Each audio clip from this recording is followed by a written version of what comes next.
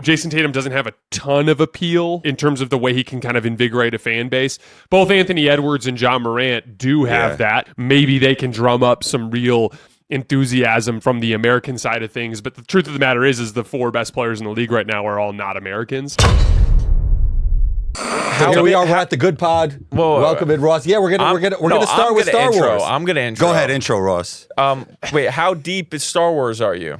How deep? Like I'm deep. I've watched everything. Deep. Like have you watched like Rebels, Clone Wars, like all of it? Yeah, and I read all the books. Yeah, I'm pretty deep into it. It was something that I loved when I was a kid, and now it's turned into my way to escape basketball from time to time. I have a new rule. I try not to listen to basketball podcasts as much as I used to, because I was like, okay, when everything I'm doing is basketball, it's probably a little unhealthy. So I tried to create a little barrier. So I've just been doing a lot of like reading and that kind of thing. Yeah, but yeah, no, Star Wars is good. Star Wars is good. Reading is good, Jason. But we are here to talk about the NBA. It's so interesting because all of the interest around the NBA is why people are less interested. Yeah, I don't understand it. I think most of it is just we're all online now. I think that back in the day when it was the middle of December and the games were getting a little less intense and there was quite a few blowouts and some mailed-in efforts, I think we just all went about our lives and didn't talk about it.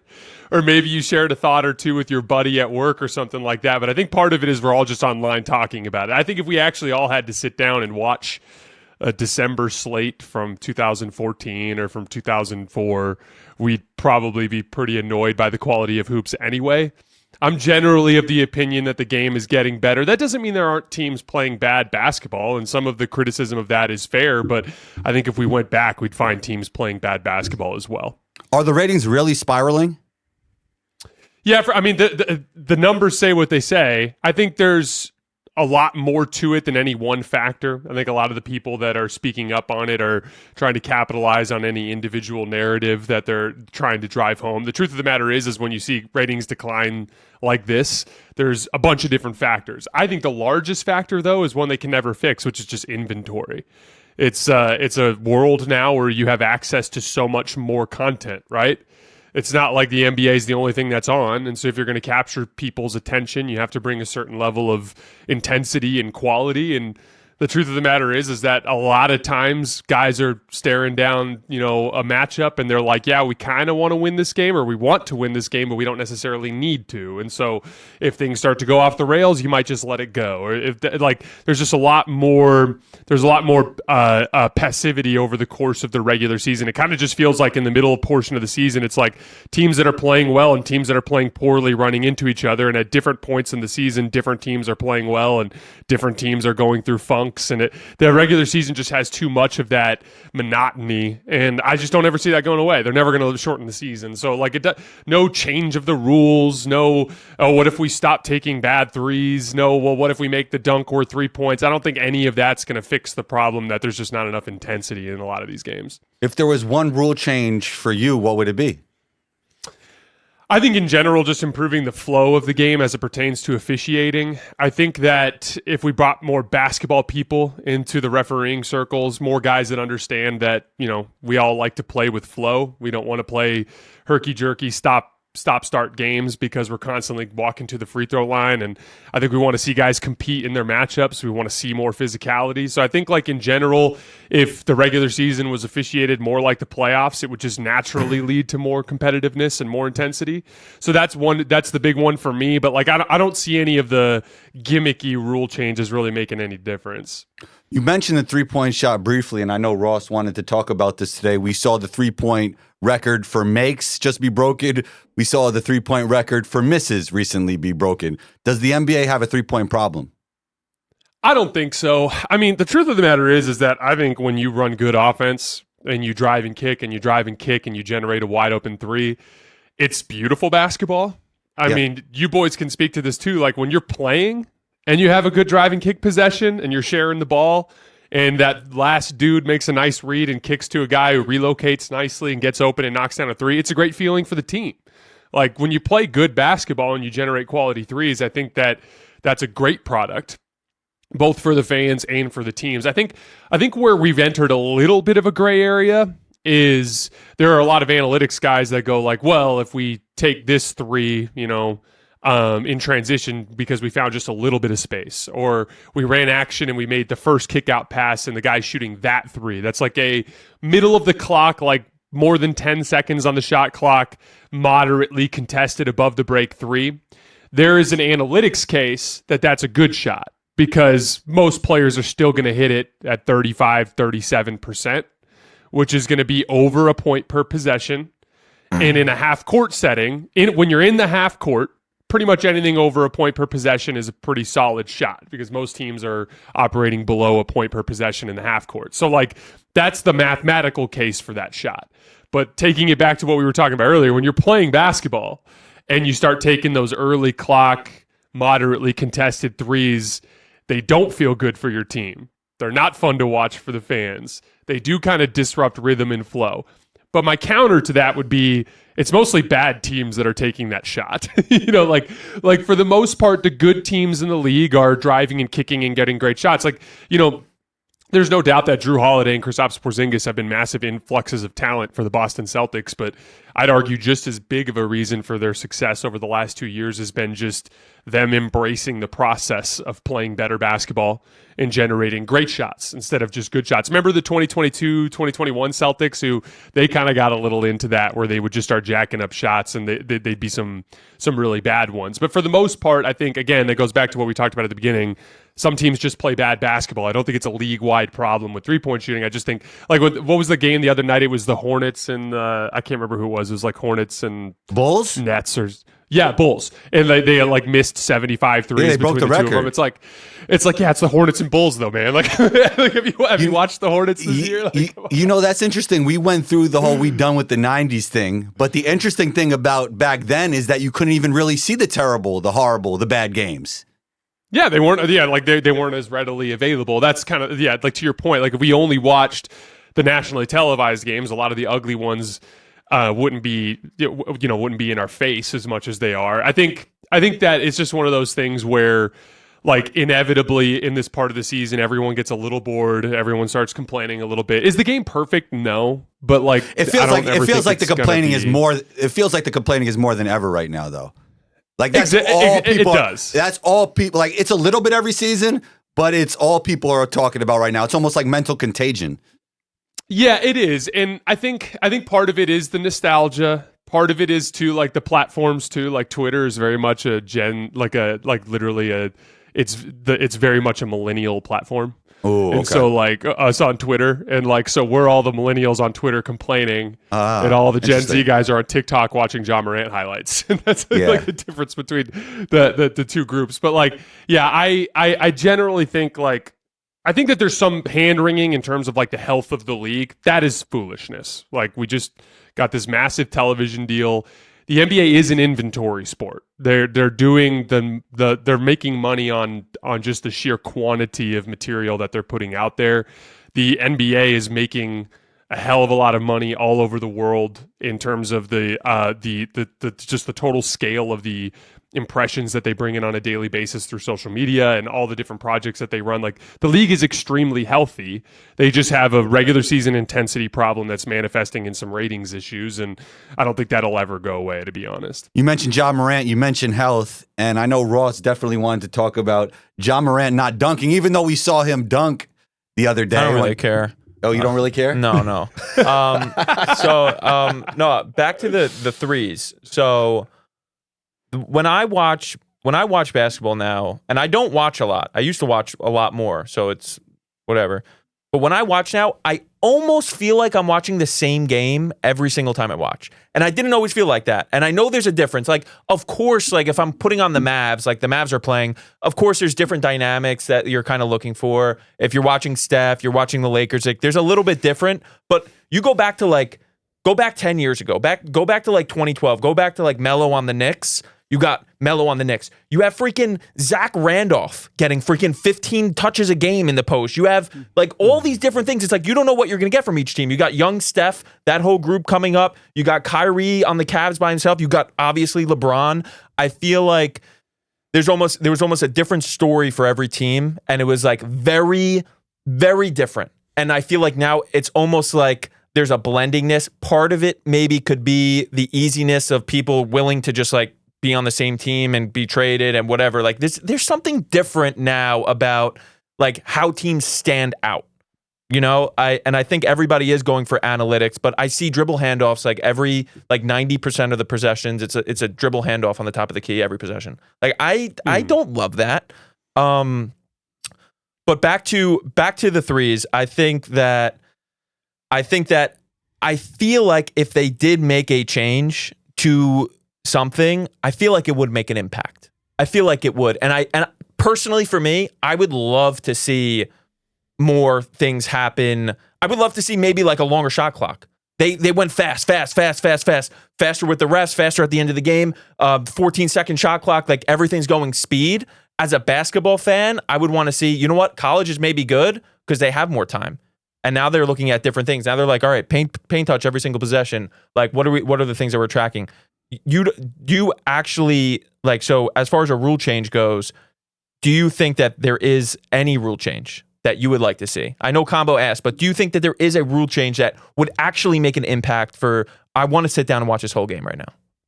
So as far as the shot clock goes, the main reason teams are pushing doesn't actually have to do with the shorter shot clock. It has everything to do with a simple mathematical equation, which is if you take every team's half-court points per possession, they kind of land between like 0.9 and like 1.1, like in that range. If you go to everyone's transition points per efficiency, everyone ranges between like 1.1 and like 1.3. So like in general, a transition possession is just more efficient than a half-court possession. So like every team knows the more we run, the easier things will be for us on offense. So like that is the genesis of that specifically.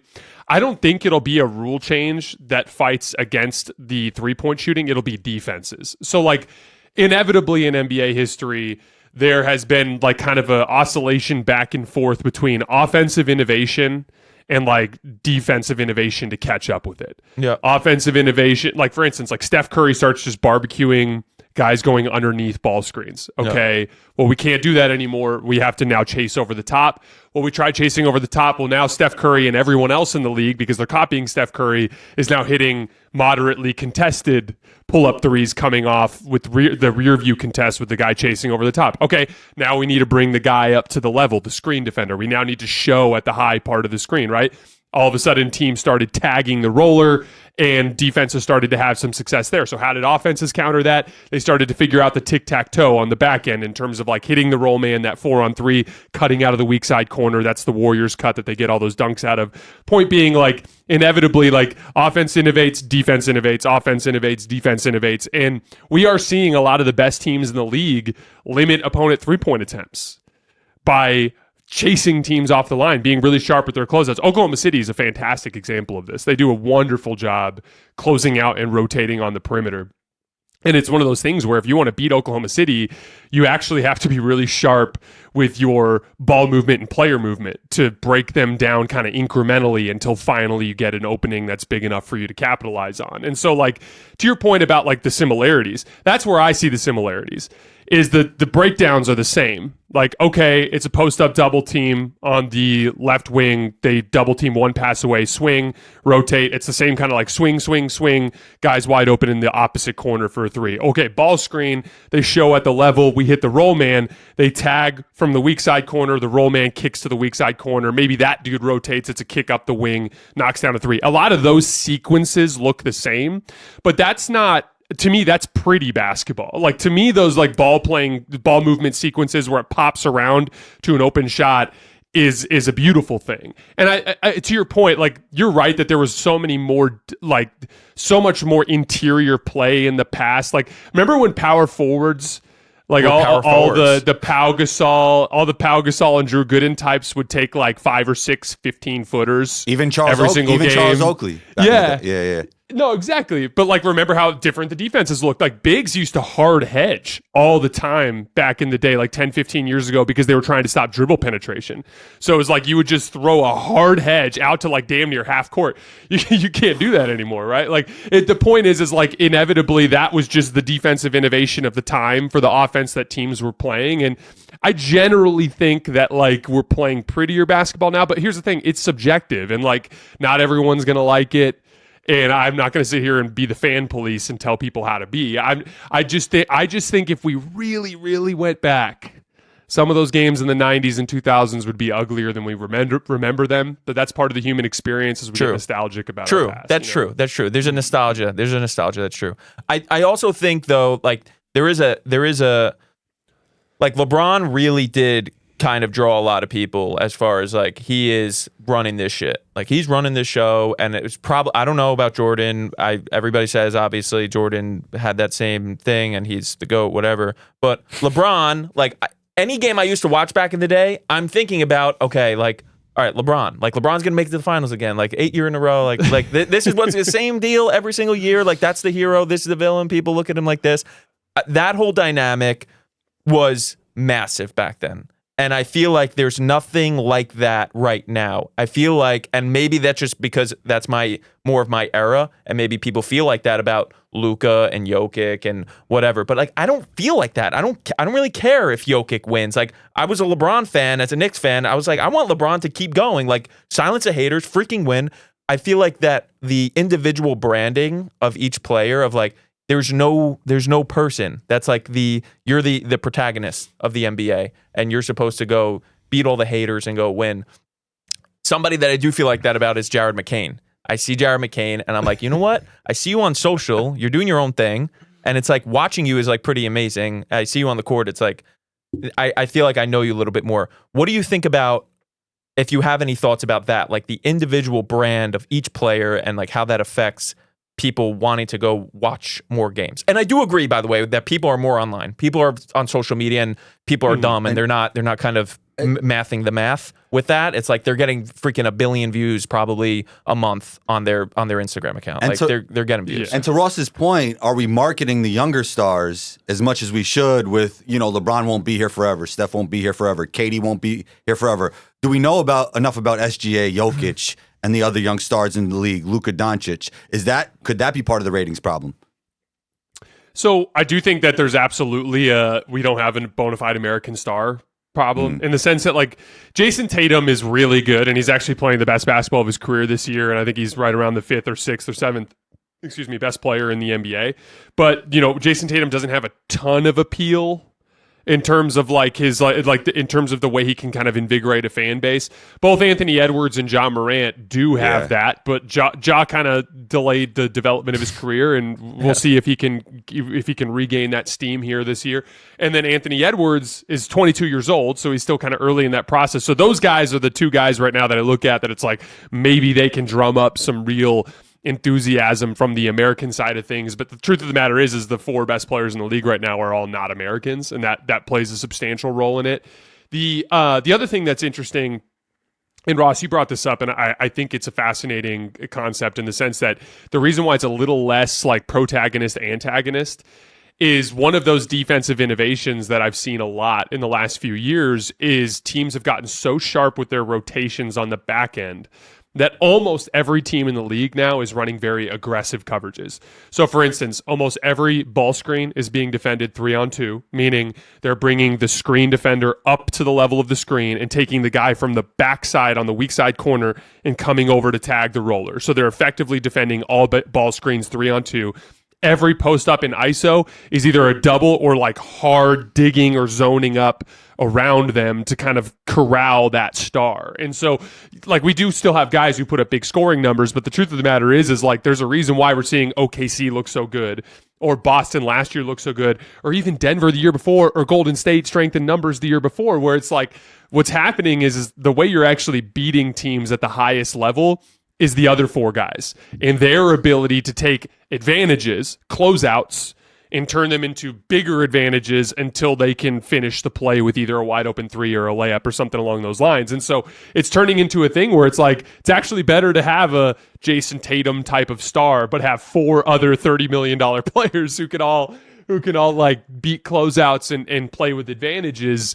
To like the greatest example of this right now is like, look at the Lakers the last couple of years. It's like LeBron and AD, but it's like if you don't have them surrounded by players that can, one, play offense off of those rotation situations, but two, on the other end of the floor, also fly around and contain teams in rotation. If you can't do that, you can't win. And so it's turning into much more of a team game right now. Yeah. And I think that's just part of the evolution of the game. And I again, it'll probably oscillate back at some point in the future. I don't know how, but at this point in time, it's becoming so much about your other players on the roster.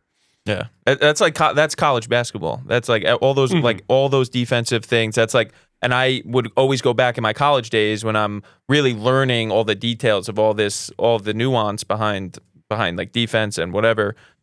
I watch NBA and I'm like, that doesn't look anything like what we're doing. Like, why aren't they like reading the post? Why aren't they like tagging the roller? Like what are they doing? Like, why aren't they playing? Like, I was literally like, they don't play defense, but it was just it's a different time. It's a different thing. Yeah, very interesting. I still do miss LeBron though. Back in the day, by himself, has second best players. Debatable between Dellavedova and Mario Chalmers and J.R. Smith, and he's just running through teams in the playoffs. I do miss the days. What's really going on with the Lakers, Jason? LeBron out for personal reasons. Is it more than meets the eye? It seems like, I don't know. It seems like something really weird is going on there. So I have come around to the idea that LeBron and AD just need a lot of support for two reasons. One, LeBron is old. He's literally about to turn 40. So like it's just too much to ask him to be like your regular season engine in terms of energy on a night in, night out basis. It's just completely unrealistic. And then Anthony Davis, having covered him his entire time with the Lakers, I love Anthony Davis. I think at his best, he's as good as the best guys in the league. But he is not a natural motor kind of player. And I'm sure you guys have talked about this on your show before, but to me, motor is a real talent. But to me, it's like the ability to just play hard regardless of surrounding circumstances is a very important talent. And because LeBron and AD both struggle with that, LeBron because of age, like LeBron when he was younger was very much a high motor player. Like every night he brought it. But it's just like when he was AD's age, he was bringing it every day. But like AD doesn't really have that trait. And so over the last 4 years, if you really look at it, ever since they got rid of KCP, ever since they got rid of Alex Caruso, ever since they got rid of Danny Green, ever since they got rid of Kyle Kuzma and all those guys that were big athletes who played hard on the early Lakers, in the time since then, under 3 different coaches, they've had a bunch of players that aren't necessarily athletic motor players. And so as a result, they've had wildly up and down regular seasons where it's like, here's 2 months where LeBron and AD are just locked in and they look really good. But then here's 3-4 weeks where LeBron and AD are kind of like in a funk and the entire team completely falls apart. And what's kind of interesting about that is, again, it's irrespective of the coach. They did it to Frank Vogel. That they ended up getting him fired. They did it to Darvin Ham. They get him fired, although Darvin Ham actually was a bad coach. I mean, that's one of the things that's kind of important to remember there is like Darvin didn't do himself any favors. But then here we are with JJ Redick, and like we were like a month into the season and they went 2-6 in an 8-game stretch where like literally they were 2-5. Went into Miami in like a must-win game, and I watched them quit in the middle of the first shift, like literally in the first quarter. I'm like, what do you... And they get 40-pieced by a Heat team that had just lost 2 games in a row. It just lost to the Raptors, like a bad Heat team. So like they're just... I still think they're good. I mean, you watch them against Memphis. Memphis is really good. They had won like 11 out of 12 games, and the Lakers kind of kicked their butt on Sunday night. Like they have that punch in there, and I'm sure they'll have stretches this year where they win a couple of big games in a row or beat a huge championship contender type of team in a big national TV game. But the bottom line is if you want to win the championship, it's got to be a nightly approach for 6 months to build the habits necessary. And I just don't think the Lakers are really committed to that. And I don't think this deadline is enough for them to turn over enough players to bring in the right types of young athletic motor to actually cover for LeBron and AD's kind of like lack of consistent effort. And so I don't really take them that seriously as a contender this year. I think their last real chance was last year. I thought LeBron and AD both in April were playing at a top 5, top 7 level, and that roster wasn't good enough. So that whatever chance there was, whatever hope Rob Pelinka had to find a better trade is now lost on the fact that LeBron has declined a little bit and AD's not as good as he was. So like, yeah, it is what it is, but I don't really have much optimism surrounding that team. When Kuminga got moved, and Ross over here thinks Jonathan Kuminga is better than Scottie Pippen, but that's a whole other conversation for another day. You could chime in on that later. But when he got moved to the starting lineup, my thing is Kuminga is about to get traded. Was that your thought as well? And what would be the ideal move for the Warriors if they want to win a championship? Or do you think they can win a championship as is if Kuminga steps it up? I don't think they can win a championship as is. I agree that Kuminga's got some real potential. Like, I think he could be a top 30 player in the league and be a guy who's on a max contract and like truly deserve every penny of that contract and really help a team. But I think he's like still a solid 4 or 5 years away from that. Like he's got a world of potential. No one can keep him in front. Like, he's such a game-changing type of athlete. But it's more just like his overall touch shots need to improve a considerable amount. And then his read and react ability, his ability to really function as part of a 5-man unit on offense needs a lot of work. And so, like, I thought it was the clearest example of trade, like a pump and dump, whatever you want to call it, that you can imagine. Like, they put him into the starting lineup to try to get him to get going offensively to boost his numbers. And he's done that, by the way. He's provided that bit of scoring. But I think this inevitably ends in a trade because it just is basketball malpractice. Like, Draymond Green's one of your 5 best players. Why would you start every game going against the other team's 5 best players with one of your 5 best players sitting on the bench? Like, I don't necessarily agree with that strategy, but as long as it's in the big picture part of the goal of upgrading the roster, I'm on board. I thought the Schroeder move was really smart. Like, you turn a contract that's basically useless because he's injured and 3 second-round picks into. I think Dennis is a really good player. I have rooted for him twice with the Lakers, and I just think he's such a competitor and he legit two-way guy, just really good player. So like that was a good step in that direction, and I think Kuminga's the one I'd look to move, and then I would include Wiggins if it was for a really high level player, someone along the lines of a Jimmy Butler, who by the way had 35, 19, and 10 last night. But like I think Jimmy's the kind of guy, or LeBron. Jimmy or LeBron are the 2 guys that I'd be pretty aggressively going after. Like if the Lakers have a really tough stretch here, they play on the road in Sacramento twice. That's a terrible matchup for them because their guards are too fast for the Lakers. So like wouldn't be surprised if they drop both of those games. They have a road game in Golden State. I think the Lakers could lose that one. They're home for the Pistons. I think they'll beat them, but then they play the Cavs and Kings again. I think they could go 2-4 in this stretch, and if they go 2-4 in this stretch, it's going to be like straight up crisis mode in Los Angeles, and that's where if Golden State jumps on it, like, dude, give me LeBron and Steph and all that speed any day of the week. I think those guys could make some noise in the West. I think it'll change some of the numbers on TV a little bit. Yeah, no kidding, right? Is there a every realistic Warriors national TV game? Is there a realistic scenario where that could actually happen? LeBron to the Warriors? I think Jimmy's a more likely outcome because Jimmy is more willing to move. Jimmy doesn't have a future in Miami. There was some Suns buzz, and then he dyed his hair orange, right? Did you see that? Yeah, I did see that. The Suns buzz is that's hilarious, dude.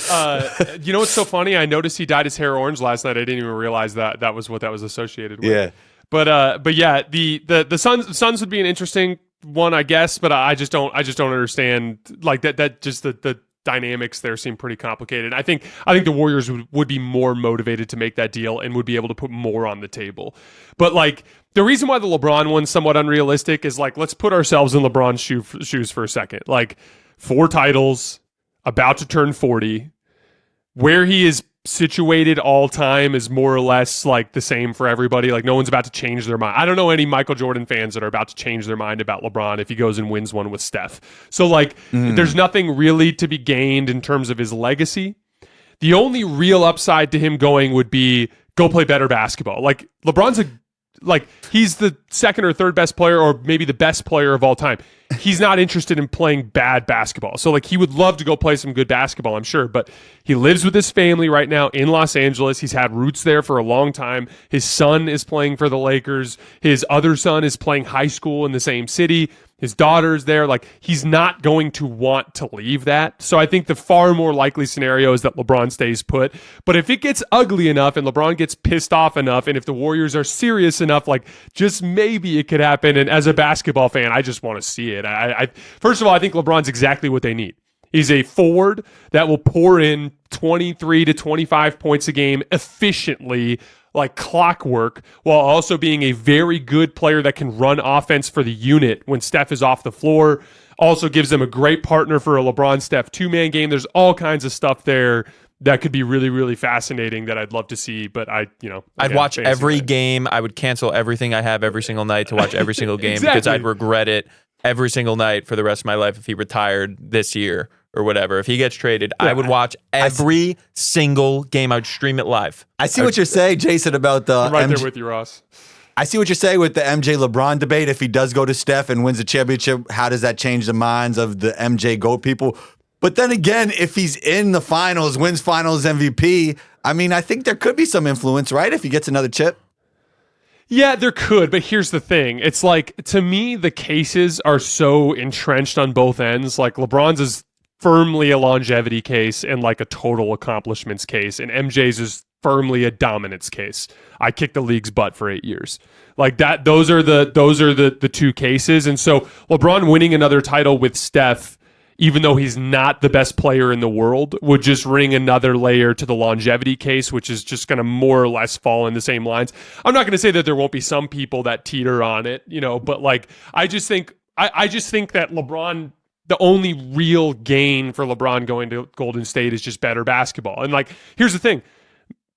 If I was in LeBron's position, I would want to go because I would want to go play better basketball. But like, he might just be in a point in his career where at his age, it just doesn't make sense to uproot all of his, because you can imagine how hard that would be on his family, given the way that their routine has been over the last 7 years. Go ahead. No. I've been through my injuries. Obviously, Jason, you've been through yours. We see the whole Zion thing going on. We talked about the dunk thing, even though Ross didn't want to talk about it with Ja Morant. But is there a certain archetype of player that you see more likely to get injured and maybe you should put into consideration when you're a decision maker in the NBA, looking at the draft, looking at the future of your team? I think the Ja Morant type is less concerning because he plays super high flying and he does all this dangerous stuff, but that's I used to do the same stupid stuff when I was young, like try to dunk on everybody and like play kind of reckless around the rim. That's kind of normal. I think he'll grow out of that to the point where like he'll still leverage his athleticism, but just less. He'll just be more picky about it, if that makes sense. I don't think that's dangerous too. I don't like who gets hurt. I think what is dangerous is like being calculative about, all right, I'm gonna go here but not here, instead of just somebody like him just don't think. Like he's not like he's gonna go dunk on your freaking face and he's not gonna think. Like injuries happen, and to say, I don't know, I would put money on it that it's not his idea to say that and to have that thought. I would put money on it that somebody else that thinks that they know what they're talking about told him to do it, told him to there's no need to dunk. You don't need a dunk. But it's like, that's who he is. That's part of his expression of who he is as a player. I generally agree with you that like it's just as dangerous to be super careful than it is to be super aggressive. Which, to my original point, I don't view Ja as much of a concern. To me, it's the Zion types and the Joel Embiid types. Like when you deal with guys that just don't seem to have the real competitive nature to take care of their bodies, that to me would be the massive red flags. Like I was talking about this with Sam Vecini last night. We were talking about the Memphis Grizzlies and some of their draft process. And like he was like talking to me about how Memphis is a team that like pretty consistently does like heavy personality vetting in their draft process to try to find guys that are just wired super competitively. And I think that's a super important part of it. I think it's the Miami Heat thing too, right? The Miami Heat culture thing where it's like, we're looking for guys that are just, they have a chip on their shoulder and they outwork everybody. And like the truth of the matter is like Zion, he doesn't have the fight, and now he's got all the money. What's going to convince him to suddenly start fighting at this point in his career? And so like, I think that's the real thing, is you got to do a good amount of vetting just to kind of see how these guys are wired. And if you pick up on laziness, I'd run like the wind, man. One thing about skill development that you believe that others might find insane. Ooh, that others might find insane. Okay, I got one for you. I don't really believe in like gimmicky ball handling drills. Okay. I'm a big believer in doing everything functionally in a way that would be used in a game. So like all of my ball handling drills that I do and that I use with my kids that I coach are chained to actual basketball moves. So like if it's it'll be like attached to attacking dribble. So like getting from an in and out crossover directly into a forward movement going the way that you went, or in off the dribble situation, same thing, like working dribble combinations that flow into jump shots so that everything is connected. I don't like, to me, that's what fluidity is. Fluidity is the ability to chain multiple skills together. Like there are a lot of guys that have touch that can dribble, but that can't like connect it super well, and they're a little too robotic. And I think when you can combine creativity to that, that's when you get the great scores. Like the best scores in the league are a combination of super fundamentally sound, but super fluid in their ability to chain everything together, but also super creative and like kind of audacious with what they're willing to try. And then you perfect all those things and you get Kyrie Irving basically. But like but yeah, I think I'm a big believer in like doing practice in a way that very closely mimics the game. How your handle flows into your jump shot and the way you pass the ball is so important in today's game. Mm-hmm. Yeah. Oh, yeah. Like if you come off of a ball screen and there's a read available, but you don't have the control of the ball to throw the pass, it's completely useless. You know, if you come off of a ball screen and you have an opening where you can shoot, but you don't work on that specific shot, then it's completely useless. And so, yeah, like that, like even with my kids, like I'll do like a ball handling drill that centers around a ball screen, and like they'll start kind of like in the backcourt on the sideline. And I'll be like, okay, when you get to half court, you're going to hit a ball pressure move, like someone's pressuring you, a ball pressure move towards the sideline. And then I want you to attack as hard as you can down to like the foul line extended out past the 3-point line. Then do a retreat dribble. That'll get the defender onto your right-hand side so that then you can have him trail you over the screen. Then from the screen, I always have him sit in a high hesitation dribble because that's when you read the floor. In your high hesitation dribble, you read the floor. Oh, I'm open. I can just rise up and shoot. Oh, the big's dropping back, I can push downhill. Oh, the big's up high, I can throw the pass. I kind of build everything around like daisy chaining these skills together in a real game-like context so that they get as much of those reps as possible. I heard you speaking about when Amen Thompson was guarding SGA. What did you see SGA do differently when he saw one of the best defenders in the league guarding him, and how could we apply that to our own games?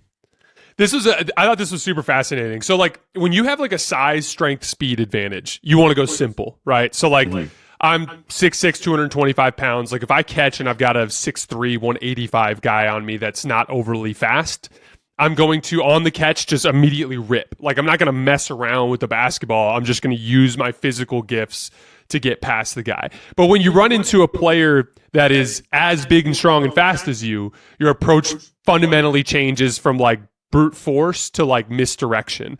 And what I thought was really cool about that is like he sees Amen Thompson on him. Amen Thompson is bigger, faster, quicker, right? Yep. So he makes a hard dribble move to the right, and Amen cuts him off, as he should. He's Amen Thompson.